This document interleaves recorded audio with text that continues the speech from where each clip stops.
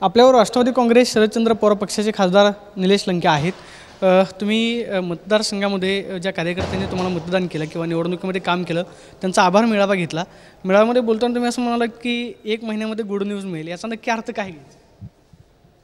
राजकारणामध्ये माणसाने कायम आशावादी राहिलं पाहिजे आणि असा एक आशावाद व्यक्त केला मी। बाकी काय याच्यात एवढं त्याच्यात काय गांभीर्य घेण्यासारखी गोष्ट नाही।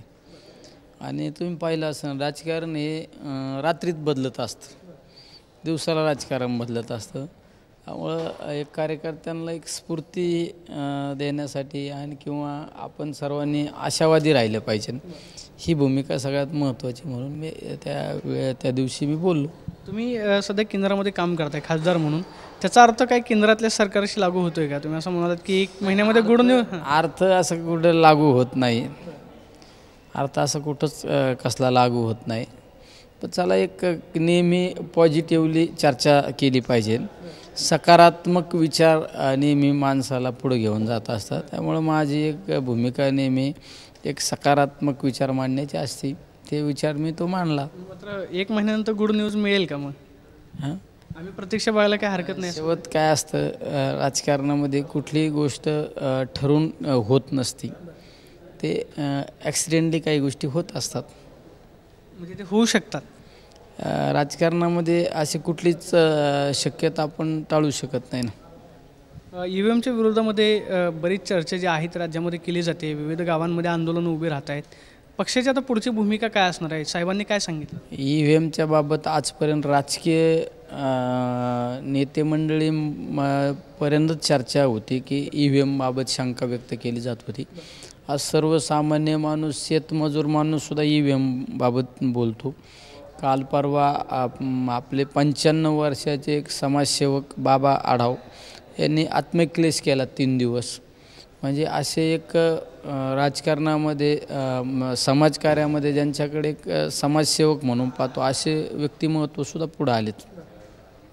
आता तुमचा जो पराभव झाला मतदारसंघातला, तुमच्या पत्नींचा जो पराभव झाला तो EVMमुळे झाला अशी तुमची शंका आहे? 1,01,000%।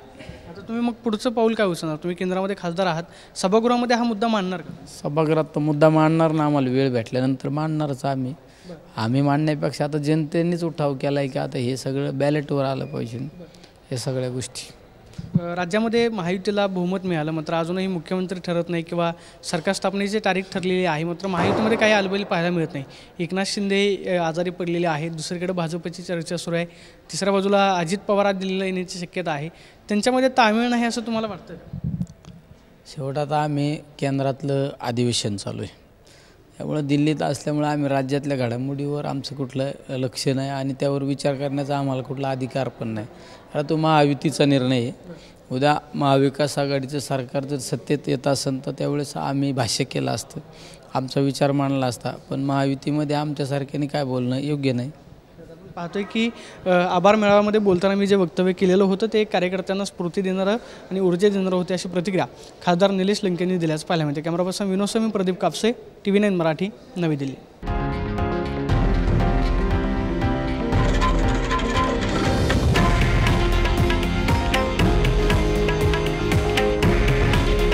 हे आहे देशातील नंबर 1 न्यूज नेटवर्क आणि आपण पाहत आहात TV9 मराठी। काळजी तुमची, हित महाराष्ट्राचं।